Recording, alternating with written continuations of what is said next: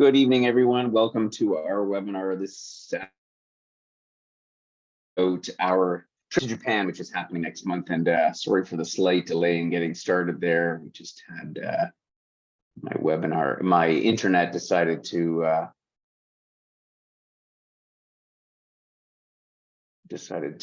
stop working just at the last minute. So good morning. I see Alfie. Can you hear me okay, Alfie? I can hear you, yeah. Yeah, perfectly. All right, then we are all set and ready to go. Let me just check here on a couple things. Okie dokie. All right, so good afternoon, everyone. Thanks for joining us for our pre-trip webinar for your trip to Japan, with our pre-tour to Korea and post-tour to Taiwan for those that are joining us. Today I am joined by your host, my good friend, Alfie Poole, who is joining early this morning from Melbourne, Australia. Good morning, Alfie. Pleasure. Alfie just got up and I'm just about heading to bed because I'm here in Sorrento in the Amalfi Coast in Italy. So we're on opposite sides of the world. On that note, we'll launch right into it. The point of today's webinar is to make sure that all of you, our participants, get any questions answered that you might have about this trip. We're going to give you a little bit of information about what you need to know for going to Japan and Korea and Taiwan for that matter. So we're going to talk a little bit about pre-trip preparation, what's going to happen about when you fly over and arrive in either Seoul or Tokyo, as it were. I'm going to touch on the itinerary. I'm not going to go into it in any great detail because I'm sure you have familiarized yourself with that. But I want to highlight a few key points from our previous trips to Japan and Korea as well, and go from there. Oh, you can't see the slides. Okay, thank you for that. Alrighty, let's try this. Can you see the slides now? There we go. Yes, Alrighty, okie dokie. Thank you for that. Thank you. Okay, so there is always a technical difficulty, particularly when you're doing this in the middle of the night without the usual IT support. Good. All right, let's see here. Let me just make sure everything else is in order. Let's see the slides. Got it. Okay, so we should be good to go. So first of all, getting ready for your trip. I think in the meantime, pretty much everybody has probably traveled outside of Canada since the end of the pandemic. But if for some reason you haven't, and this is your first trip, you might want to make sure you know where that passport is. Obviously, you've given us your passport information, so we'll know that you have a passport, and presumably that you know where it is. But I always like to remind members, particularly a few weeks before the trip, that you make sure you know where it is and don't move it from where you normally keep it. Best thing to keep it in that same drawer, because I always like to quip about members who send us messages the day before or 2 days before saying, I don't know where my passport is. And of course, that's a bad time to not find your passport.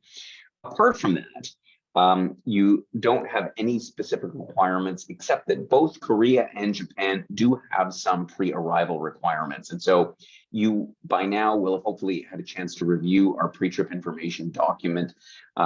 Korea, which is the majority of our group are joining us for the pre-tour to Korea, has typically a electronic travel authorization, so the KETA.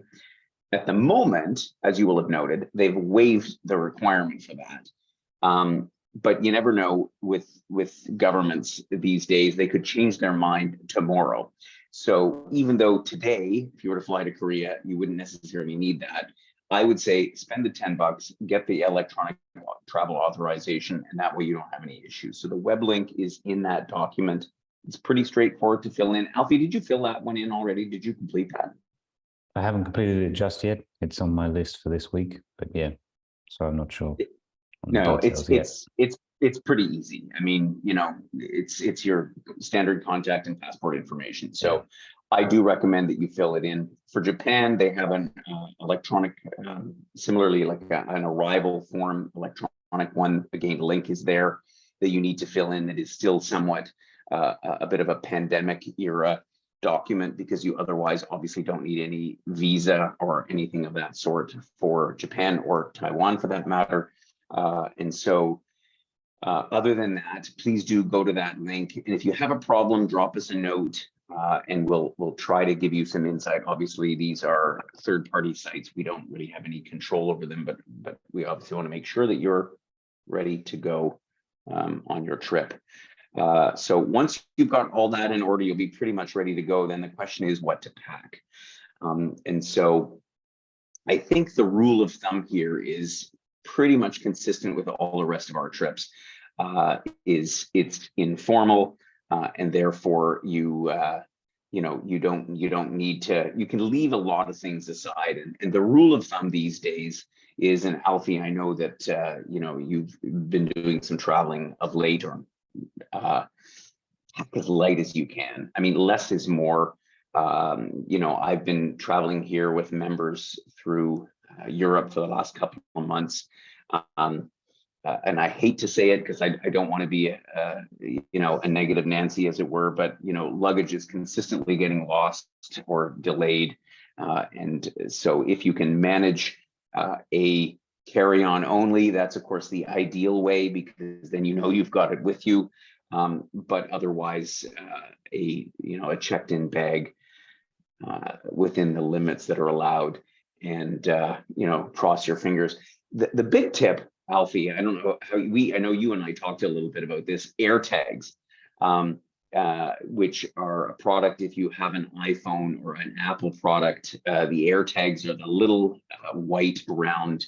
They look like there's giant. a few different options now, but you get this sort of little tile basically, and you put it in your bag and you could track wherever it goes, and it's great piece of little gadget. It's a great little gadget that gives a lot of people a peace of mind to know that your luggage has made it onto the plane or not. I mean, in the worst case scenario, at least where it is. Considering that we can't seem to rely on airlines to tell us accurately where it is. I think they just are in denial when when your luggage doesn't arrive where it is. So if you the AirTags specifically are Apple devices. And so if you don't have an Apple device, I think there are alternatives for Android. I don't know them specifically, but the AirTags, given that the iPhone is ubiquitous around the world, is a pretty handy little thing to have, to know where your luggage is or where it isn't. So that's just a little bit of a tip. As far as packing and luggage is concerned. So obviously you'll pay attention to your luggage allowance for your flight. And in terms of what you need on this trip, all of these countries are relatively informal destinations, as with any of our trips. So you can leave anything fancy aside. You need first and foremost, comfortable footwear, which is, again, always the case. The weather in all of these countries, in Korea and Japan and Taiwan at this time of the year, specifically Korea and Japan, is springtime. So you're going to get low to mid 20s during the day, cooler in the evening. So you'll need a light jacket, or some kind of for the evening, a light sweater or something, because it does cool off in the evening. We are on the move quite a bit through these trips. Of course, there's laundry available in all of the hotels, but there are other options to get laundry done, laundrettes and so on and so forth, are you can find them around Japan. And between Alfie and your guides in the various countries, we'll make sure we steer you in the right direction as far as that's concerned. So pack light, pack comfortable clothing, and don't worry about being too stylish or whatever. None of the folks in these countries are known for dressing up, in contrary to in Europe, for example. So you can feel pretty comfortable in whatever it is that you've got that suits a trip like this. And Yeah, apart from that, Alfie, I mean, other things that people should remember, obviously, the main thing is obviously for your devices, your adapter plugs. And we've indicated the ones that are common in Korea, Japan, and Taiwan. There, do the universal plugs are the best because they work everywhere. All of your cables, all the rest of that kind of thing. An umbrella, if you have a foldable umbrella, and of course, you know, this is Asia, so you can buy them at pretty much any corner store if you don't have one. So it's not drastic if you don't bring it along. Any other things, Alfie, that you suggest that people might think about bringing for a trip like this that would be out of the ordinary? I mean, I can't think of anything. I mean, not out of the ordinary. I think it's always good advice for most parts of Asia to bring sort of a shawl or some sort of, you know, extra layer of warmth that is very easy to put away, because temperatures can drastically differ between the morning and the midday, and that tends to be a fairly blanket rule across lots of parts of Asia. And this, you know, as this is the first time I'm visiting this northeastern area, but I would assume that probably carries across. For sure, and I think you make a good point about covering up. I mean, we're going to be visiting. You're going to be visiting some temples. You're going to be you know, venture into you know, religious buildings of different sorts in all of these countries, and so it's always handy to have something to, you know, to cover the knees, cover the shoulders for ladies, and it's not as strict as it were if you were in the Middle East, for example, or some countries that have very strict laws as it relates to dressing. Yeah, but nevertheless, I think it's you know, it's always received very well if you can respect that, be respectful in that manner. I mean, in Thailand, it depends where you are. Some places it's very strict, some places it's not. But I'm sure in Japan, certainly, the effort to show some respect by covering shoulders and things like that when you're entering temples will always be looked at quite favorably, I think. Yeah, absolutely. It's hugely appreciated. I think another thing that's good in these countries is, first of all, nowadays, folks, and we're finding members for the most part are bringing their mobile phones. The mobile phones are generally unlocked, and so regardless. You know, because people ask me more and more all the time on a trip like this, because it's not one of our live away programs, so we don't provide you a SIM card, but they are available, so you can buy a SIM card. SIM cards that you get, unfortunately, between these countries are not interchangeable, so that your SIM card that you buy at the airport in Korea will last you for Korea, but it's not going to work in Japan. There are so some of them might, but generally speaking, you'd have to buy a separate SIM card for each country if you wanted to have mobile data. Wi-Fi is everywhere. I mean, particularly in Asia. So it's not essential to have, but if you do want to get it, and on that note, what I do suggest, particularly in these countries, because you know, English is spoken in the hotel, obviously our guides, but if you get on your own, and we've put 3 days into this trip in Seoul, in Tokyo, in, you know, pretty much throughout the itinerary, you're going to find that English is not widely spoken once you get out and about. And so having the ability to use Google Translate as an app, or some other translation apps, there's 100 of them out there, is you know, familiarizing yourself with that. If you get into a sticky situation, and it's, you know, it's unlikely that you are, but you never know, and preparation is the key to avoiding all these problems. And similarly, Google Maps, and you know, I've found this even here traveling with members in Italy, where I am right now. If you can, you know, familiarize yourself a little bit with that to the extent that you might not use it at home, it's a good idea to as a way of preparation. Good. Apart from that, obviously currency is always a topic. I think the one thing that we can say that is the case throughout Asia, as in frankly most of the world, Credit cards are accepted everywhere. You can tap your card at a convenience store in Kyoto just as easily as you can at any shop back home. So you don't really need to have a ton of cash with you anywhere. The exception would be, if you're going to buy at a little street vendor somewhere or something, obviously cash is still accepted and so on, but it's becoming less and less. And I feel like every time I deliver a webinar, the degree to which you actually need cash. I mean, I've been traveling in Europe now for the last couple of months and barely used any cash. It's all, on cards and credit cards and so on. On that note, we use Wise. Alfie, you use Wise now as well.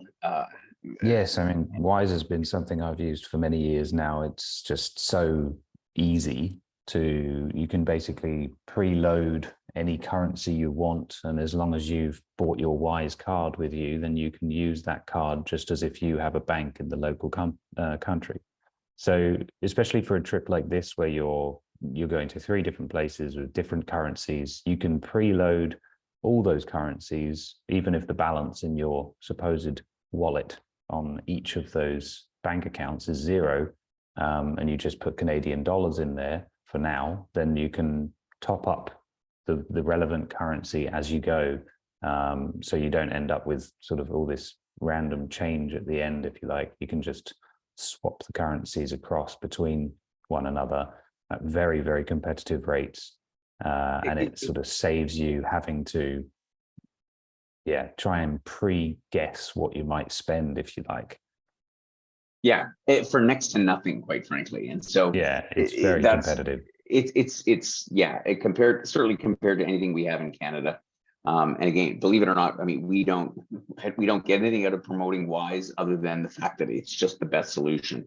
I use it, all of our hosts use it, and more our members use it. It's just a great way to go. So if you haven't tried it, give it a try. It doesn't cost anything to get one, but take a look at that. So apart from that, I know some of our members are used to, I'm going to go out and get some Japanese yen or Korean won or whatever. I honestly wouldn't bother trying to get these currencies because first of all, you're going to pay through the nose to get some. Second of all, again, you don't need cash much. It's mostly everything's done by credit debit card now. And thirdly, as I say, the exchange rates are not favorable for that. So that's the way to go. As far as communication is concerned, we are more and more on our trips embracing the use of Telegram, which is a messaging app. And many of you will be familiar with using WhatsApp or Messenger, which is Facebook, or iMessage on your phone. It's the same thing, but it's a separate app. We use it because for a couple of different reasons. One, it has some functionality that allows the host, so Alfie in this case, to send out messages to the group as a whole, letting you know any changes to the program and so on and so forth. It's not mandatory for this program, but it is very handy to have. So you'll find some information about that in the pre-trip information document. So we highly recommend that you download Telegram, because even if you don't get a SIM card for your travels in the different countries, Wi-Fi is available in the hotels. So as our hosts of late like to say, if you check your Telegram at night and you check it again in the morning, then you'll be up to speed on any information that might be communicated to you. Did you want to say anything else about that, Alfie? I think that pretty much sums up. I would say that one of the wonderful benefits of Telegram as well is that, unlike all of the other apps like it sort of keeps your privacy, which is something that we've always talked about before. And it doesn't mean that everybody on the trip might have your phone number or your personal details in the same way that they would if you had to give them your WhatsApp or your Facebook. But yeah, it's also just, it's great fun. It's got all these different sort of characters on it and things like that. And I've still got all the groups from the previous tours that I've done. And whenever people head off onto their next trips, they share the information back again. Yeah, so it's nice to see. It becomes a part of the architecture of the community, I find, with Wheel and Anchor. Indeed, indeed. once And I people got a get used to message today. using it. There's a bunch of members getting together that were in Thailand and Samui in Yeah, January, and now they're all getting together in June for a little reunion. And yeah, so it's again, it's sort of a part of the community. yeah. Anyway, moving along. So in terms of flying over, of course, follow your regular protocols as it relates to getting ready for travel, which means, double check your flights, particularly in the last 24 hours before you travel. These days, the airlines are pretty proactive about sending you a message if they anticipate that your flight is going to be delayed, which, as I say, is happening still all too frequently. So don't be surprised. And as I always say, just take a couple of deep breaths if there's going to be a problem with your travel. You will get there. The most important thing, of course, is the moment that if you find out that your flight will be delayed, and I'm not saying by 10 minutes or something, but if it's going to be delayed such that you will miss a connecting flight, particularly those of you who are not who are taking a connection to get to either Seoul or Tokyo. If you are not going to be able to make a connection, anything that is gravitating enough that would affect us being able to pick you up when you arrive, please do email delays@wheelandanchor.ca. We put Alfie's email address there as well. So you can certainly message Alfie. At the end of the day, he is the one on the ground that is going to coordinate any change of the arrival time with our local partners picking you up at the airport. But please note down delays@wheelandanchor.ca. That's the one that's really important. And I know I just had, even on this trip, members, were messaging Paula or Barb or something. They may or may not get the information in time. So the email address to advise if there's a delay is delays@wheelandanchor.ca. That's the one. That's the only one that you really need to remember, because then the key members of our team will be informed and be able to coordinate with the transfer company and with Alfie to make sure that somebody's there. Because when you pull into Seoul, which is a huge, frenetic, organized chaos, is how I can basically say all of Korea and Japan and Taiwan. And for those of us coming from North America, you may find it a bit daunting, but we'll be there for you if you, as I say, let us know. When you arrive in the airports, if you're arriving into Seoul, there's 2 different terminals. The information's noted there. I always think it's a good idea. If I'm flying into an airport I haven't been to before, I Google a little bit about the airport and what to expect on arrival. As I say, you'll come out, you'll go through immigration, you'll pick up your luggage, you'll go out through customs, and you'll come out into an arrivals hall, and there will be 1 million people there. Is how it's going to happen. And so the key thing is patience. Our transfer partner, our driver will be there to pick you up with a sign. They may not be immediately obvious, but just keep looking around, give yourself 10 and 15 minutes. We've put a phone number there. There's an email address there. So you will get picked up. And as I say, if you have Alfie on email, that's the other one to have when you arrive, because he's already going to be in Seoul in advance of everybody else that's arriving. And so I'm not sure, Alfie, are you going to be heading back out to you probably haven't even thought that far in advance if you're heading back out the airport to pick up our folks in Seoul when they arrive at the beginning? I certainly arrived the day beforehand, so it's plausible and real. Yes, it's likely, I would guess. Yeah, exactly. Anyway, whatever. But Alfie will be there. I'll also say at this point that the Telegram group has been made now at this point, and I think that Elsa or Paula might send that out to guests in advance. So in that case, it could be the case that there'll be a means of communication already. And once you arrive at the airport, it's undoubted that there'll be Wi-Fi that you can connect to. And send a message, even if you're not through yet and there's a delay at immigration or whatever, you can send a message to that group, and I'll receive that. So good point. good point. The Telegram, again, that's another good reason to have the Telegram app. And there's definitely free Wi-Fi in all of the airports, in Incheon Airport in Seoul, and in Haneda, and all the airports. So you can log on the moment you arrive and get in touch with Alfie by Telegram, and he'll be right there again. So you'll feel more comfortable that way. So let's talk a little bit about the itinerary briefly. Again, I'm not going to go into great detail because obviously you've informed yourselves, you've read through the pre-trip.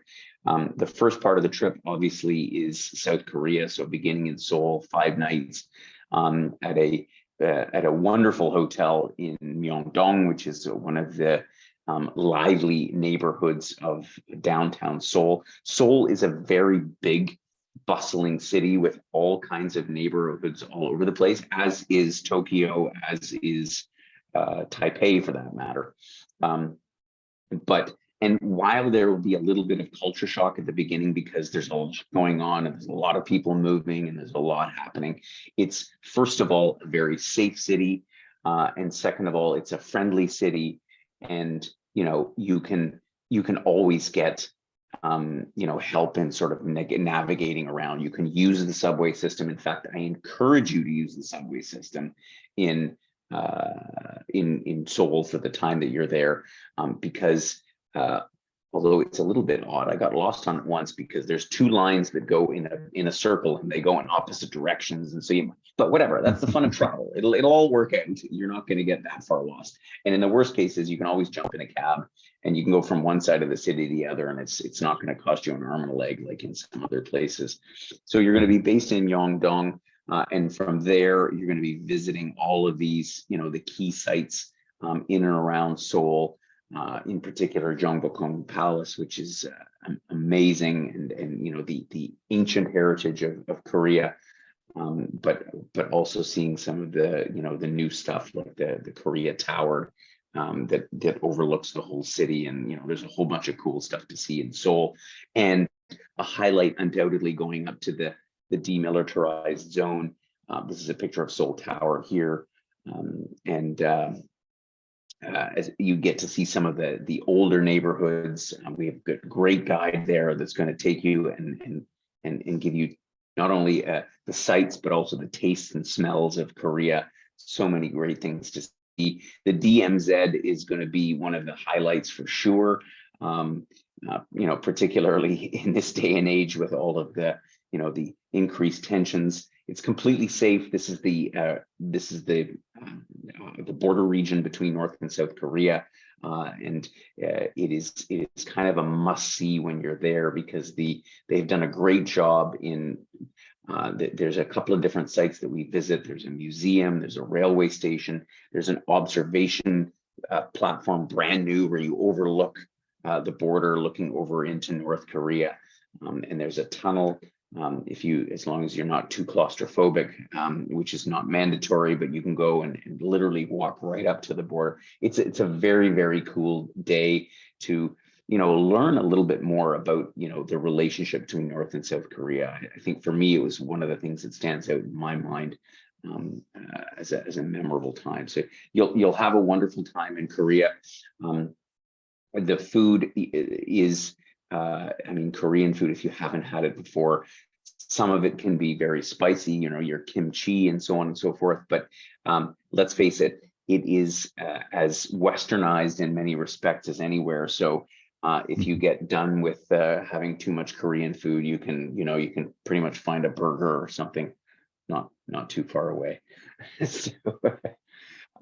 So you'll have the first 5 nights in Seoul, and then you'll be flying all together on the same flight together with Alfie down to Japan, arriving at Tokyo's Haneda Airport. There's 2 of you that are coming in separately, and we're going to we'll be in touch with you directly about your transfer, because we're just going to arrange something so that Alfie can meet you guys and head into the downtown part of Tokyo. Our trip in Japan obviously begins with the first several nights in Tokyo, the capital city. It's a world-class city. I mean, let's face it, Mhm. it's amazing. Also frenetic, but so clean, so organized. It's a sight to behold. I'm always excited to visit Tokyo. Uh, and you'll have the chance to get around, obviously, Kamakura down on the coast. Then you'll make your way overland, getting up into Nagano Prefecture, up into the mountains of Suwa, Matsumoto Castle, Takayama, the Shirakawa Gasso style thatched houses, Kanazawa.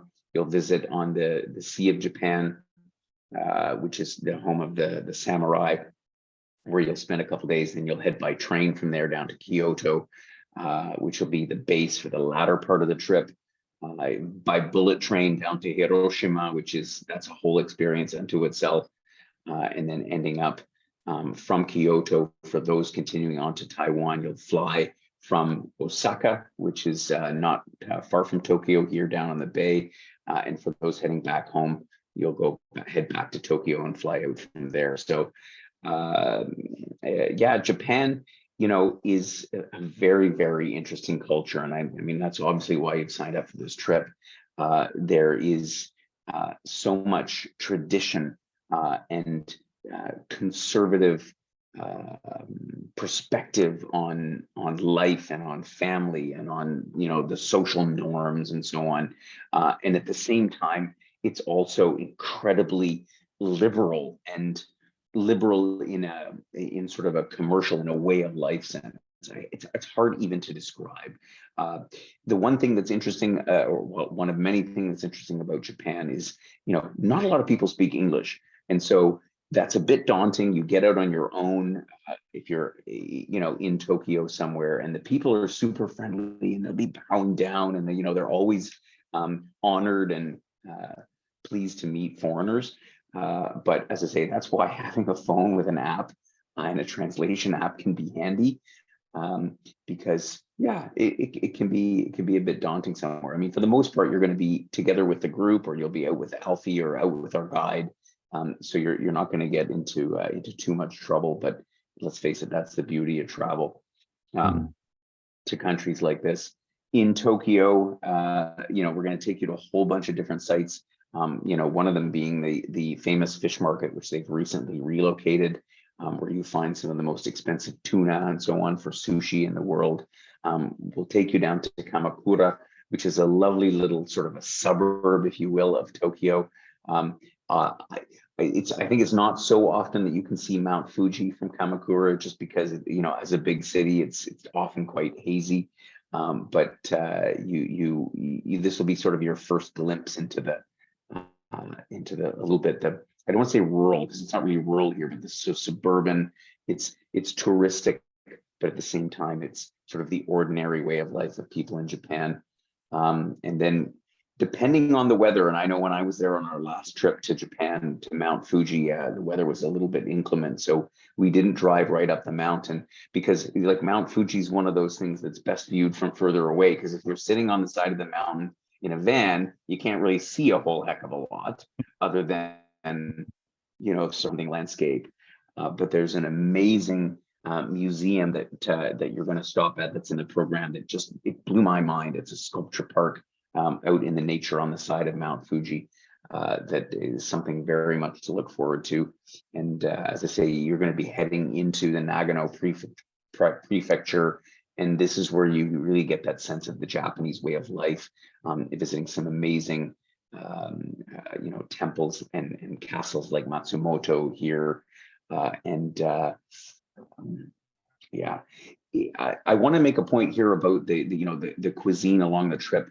From our experience on the last trip, we have made it sort of a blend of Japanese and Western cuisine. And I know that one of our members, raises, I want to eat Japanese food throughout. They will, in many of these hotels, serve Japanese breakfast, lunch, and dinner. And it can get, I'm not sure what the right word is, tiring. It's a bit much for some of our members. So you'll pretty much have the option, certainly at breakfast, to have like Western, like food that we're familiar with. for breakfast. And kind of like every other dinner is going to be more Western oriented, just because there are a lot of things that are the norm for Japanese that we are just simply not familiar to us. So, and Alfie, I know you're going to be monitoring that as we go along and making sure that people are well looked after and not getting too much of one way or the other. Yeah, absolutely. Yeah, so as I say, we're going to be continuing through Nagano up to the north east of Tokyo, Takayama, the Shirakawa-go thatched roofed houses, amazing stuff. And Kanazawa will be our destination for a few nights, where here you are in, the Japan that is less touristic. I mean, obviously there's touristic elements to it. This is where the samurai hail from originally, and you're going to get a chance to do some a little bit of interactive stuff like painting the chopsticks. It was one of the most fun activities that we had was creating our own gold leaf chopsticks. Yeah, so we've got some fun things to do in the program. And then from here, the rest of the journey, the long distance trips will be by train. And so when you're doing your packing, one thing to think about is that from Kanazawa to Kyoto, and then I think that's the main route that you need to ensure that you have your the ability to have like an overnight bag. So a carry-on where you have stuff to last for a day, because we are going to send your luggage on ahead, because the train is not really suited to carrying a lot of larger suitcases and so on and so forth. So keep that in mind, that you're going to need to pack a bag where you're able to sort of get by for 24 hours while you're separated from the main part of your luggage. Kyoto, where we'll spend 4 nights, is really an amazing city, both modern and also very historic, with the different temples and so on that we're going to visit. Inari Shrine in particular, that's those famous red gates. There's hundreds of them in this park that we're going to visit. And from Kyoto, we'll also head out to Nara, which is a nearby village, which used to be one of the largest wooden buildings in the world, a temple there, and the park that surrounds it, it's full of very friendly deer. They're like dogs. They'll come up to you and look for food. And for me, one of the most memorable day trips that we'll do is down to Hiroshima, which we'll do by bullet train.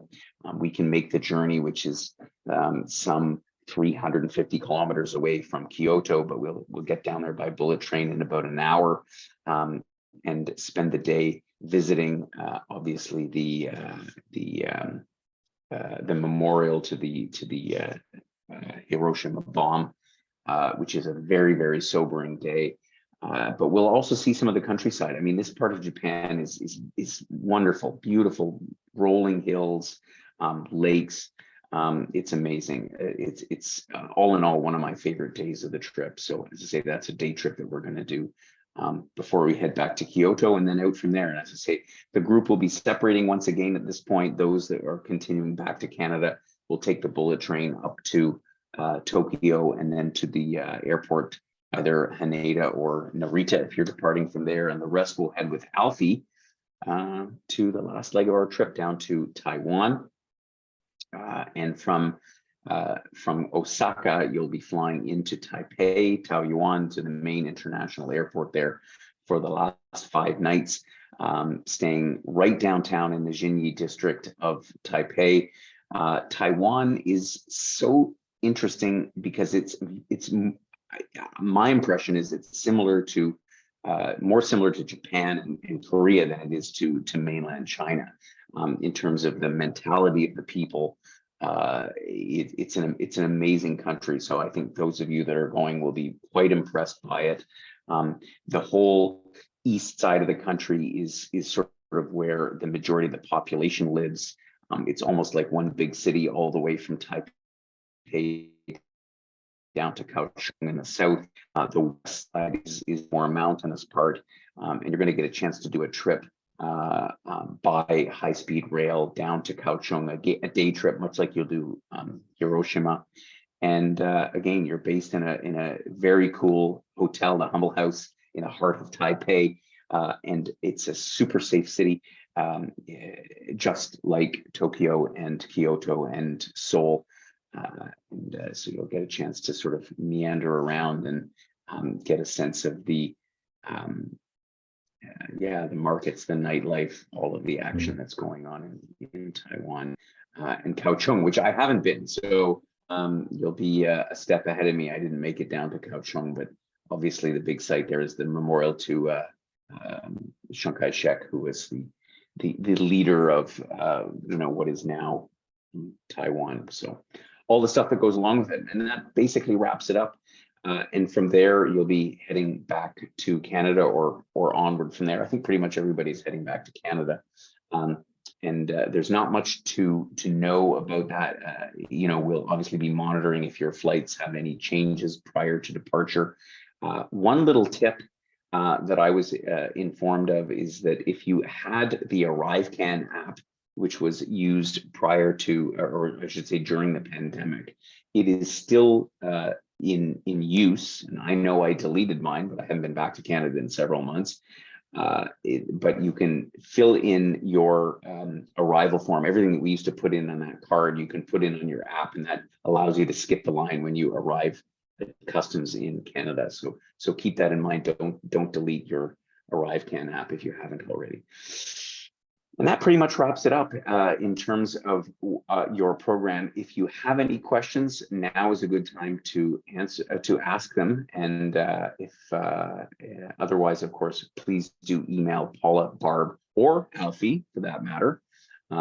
His email is alfred@wheelandanchor.ca. And of course, I'm also happy to answer any questions that you may have. But if you have any, let us know.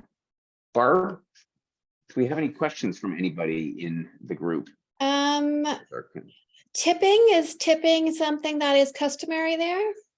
Good point. So tipping is not generally customary. So tips are generally included, or let's put it this way, they're not expected there.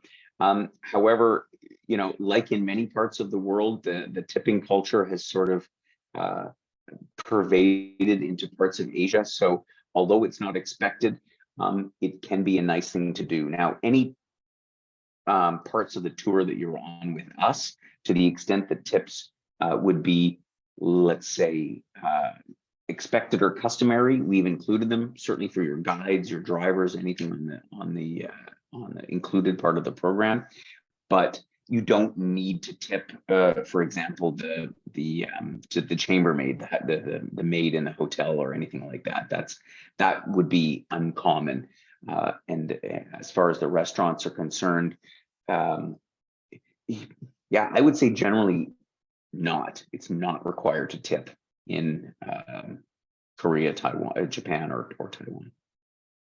Okay. And there are days that are at leisure. There'll be suggestions of different things that people can do, I guess. Yeah, absolutely. So we put a few things into the pre-trip itinerary. The whole idea is that the very first day that you arrive in each of the countries, you're obviously going to spend the day with Alfie as well as the local guide. And their instruction from us is to give you ideas of things that you might do. And there's endless amounts of things to do. So we'll give you some ideas, but I always suggest as travelers, if you are somebody that's more interested in history, or you're more interested in like food, for example, or if there's some aspect of the culture that you want to do, just go ahead and Google what to do in Seoul or what to do in Tokyo, because you may, it's worth spending an hour surfing around the internet for ideas, because something might pop up, or there might be an event going on that we're not aware of, so it's worth doing a little homework before you leave. Okay, I think that's everything that came in here. So if other people have questions, they can always give us a call or email. Please do. And I see one person here asked about a little bit more about the food options. So, I mean, we have a menu that is included in the program that's laid out in your pre-trip information document that's consistent with the original itinerary. And so if you have any dietary restrictions, and I want to emphasize that if you have something that you just don't like, even if you're not allergic to it, or there's, please let us know, because it's better, particularly on a trip like this, that we inform our partners that, oh, somebody doesn't like onions or somebody doesn't like fish. That's really, really important. And so you are, we're going to give you a good sampling of the local cuisine. And that's basically all I can say about it. And you also have ample opportunity to go and try it out for yourself. Okay, great. That's all that's come in. So that's good. Good. All right, good. Well, thank you again for joining us on our webinar today. And I know that you're going to have a brilliant time with Alfie, one of our most favorite hosts. I'm starting. I've seen there's a fair few familiar names on the list as well. So there you go. It's going to be fun to see some old friends. Indeed, indeed. So you'll have a blast. You'll have a wonderful time. Thank you for joining us. And as Barb said, if you do have any other questions, drop us an email. We'll be happy to get those answered for you. And I'm excited for you all to be heading off to Japan in a month's time. And I know Alfie is as well. Absolutely. All right. So take care. And thank you, Alfie, for joining us. And Barb, thanks for your support as well. And everybody, have yourselves a great rest of the day. Bye-bye.